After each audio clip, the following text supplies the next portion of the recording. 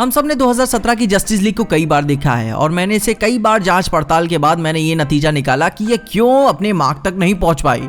और उस जांच पड़ताल के बीच में मैंने ऐसी कई सारी चीजें गौर की जिसे मैं कतई नजरअंदाज नहीं कर सकता। ये मूवी अपनी 2012 की दी क्लासिक एवेंजर्स मूवी से बहुत ही ज्यादा सिमिलरिटीज रखती है। अब देखो यहाँ मैं कोई कॉपी का ठप्पा नहीं मार रहा हूँ, वो काम आप डिसाइड करेंगे।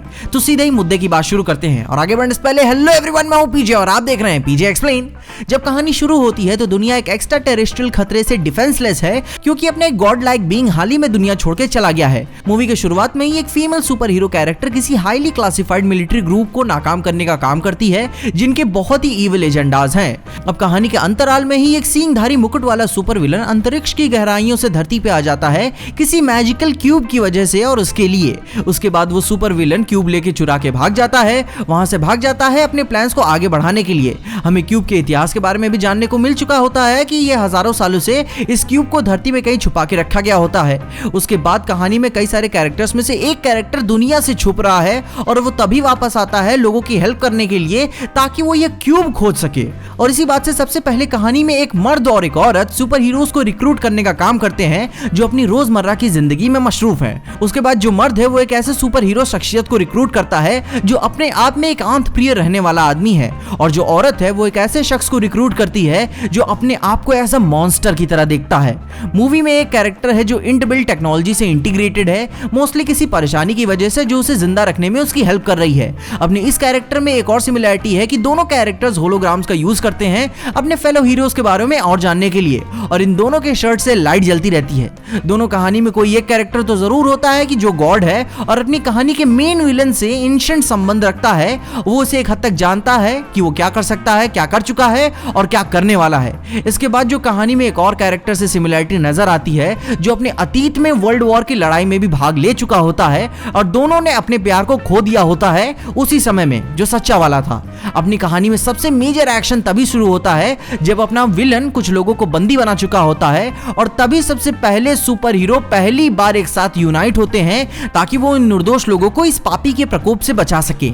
कहानी में एक मोमेंट और भी आता है जहां अपने दो हीरोज एक दूसरे की विचारधाराओं में मतभेद करते हैं। दोनों अपने अपनी ओपिनियंस को लेकर डिसएग्रीमेंट रखते हैं और बातों का मतभेद इतना बढ़ जाता है कि उनकी दोस्ती की सीमा तक पार होने लगती है। और इस बीच में एक डायलॉग भी आता है जो एक सीन का रिजेम्बलेंस भी दिखाता है। अब एक्चुअली में सुन ही लो, ज्यादा आसान हो जाएगा समझने में। हाँ, कवच के अंदर एक घमंडी आदमी, उस उतार दो तो तुम क्या हो? जीनियस, करोड़पति, रोमियो, समाज सेवक। वैसे तुमने अपना हुनर क्या बताया था? बेशुमार दौलत। और इन सब बातों के बाद भी सिमिलरिटीज का सिलसिला अभी कुछ खत्म नहीं हुआ है। अपनी अपनी दोनों कहानी के बीच तक में मूवी का सबसे पावरफुल कैरेक्टर अपनी ही टीम से लड़ना चालू कर देता है। अपने ही लोगों को पहचान नहीं पाता है, जहां पे वो फिर से टीम मेंबर्स उस फाइट को रोकने की कोशिश करते हैं, उसे शांत करने की कोशिश करते हैं, उससे लड़ना नहीं चाहते हैं। इसके बाद एक गौर करने वाली चीज ये भी आती है कि अपना पगलाया हुआ सुपर पावरफुल कैरेक्टर हमें तब तक नहीं देखने को मिलता कुछ स्पेशल केसेस में जब तक कहानी के क्लाइमेक्स में हमें उसकी जरूरत नहीं पड़ती।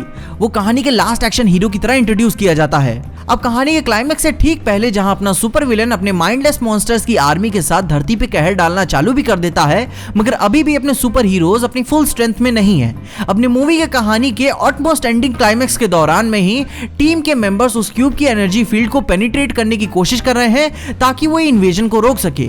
उसके बाद जब पूरी मूवी कहानी एंड हो जाती है तो कहानी के एंड में हमें नए सुपर हीरो हेडक्वार्टर्स से टीज भी करती है जो अभी खटारे हालत में है और अभी ठीक होगा। दोनों सीन्स के दौरान में अभी ठीक हुआ नहीं है, अभी हेडक्वार्टर्स बनना बाकी है और अभी बनेगा।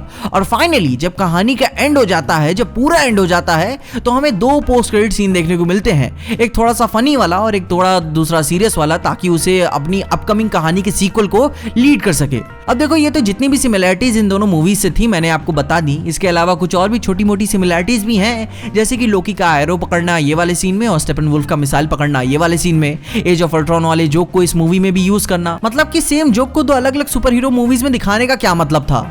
और आई एम श्योर कि ये वेडन का ही आइडिया होगा। और इसके बाद भी एक छोटी सिमिलरिटी और भी है जहां पे थॉर टोनी को हेड मारता है और इस मूवी के सुपरमैन भी वंडर वुमन को हेड मारता है, मगर ये भी बहुत ही छोटी सिमिलरिटी थी, आई गेस सो। अब देखो अभी भी मैं इतना सब कुछ कहने के बाद भी मैं इसे कोई कॉपी नहीं बोल रहा हूँ, मैं आपको सारा मटेरियल दे दिया। अब आप कमेंट्स में बताइए कि आप इतने सारे सिमिलरिटीज के बारे में आप क्या कहना पसंद करेंगे, कॉपी या फिर कुछ और। कमेंट्स उसके बारे में मुझे जरूर बताइए। और हाँ, ये भी बताना कि स्नाइडर कट का ट्रेलर कैसा लगा। और इसके अलावा अगर आपको वीडियो में देख कुछ भी अच्छा लगा, खुशी या मजा है तो लाइक मार दो इस वीडियो को। इस चैनल पे कहीं से भी नए आगे हो तो सब्सक्राइब तो मार देना चैनल को। और अगर आपको वीडियो ज्यादा ही पसंद आ गई तो अपने दोस्तों शेयर कर देना।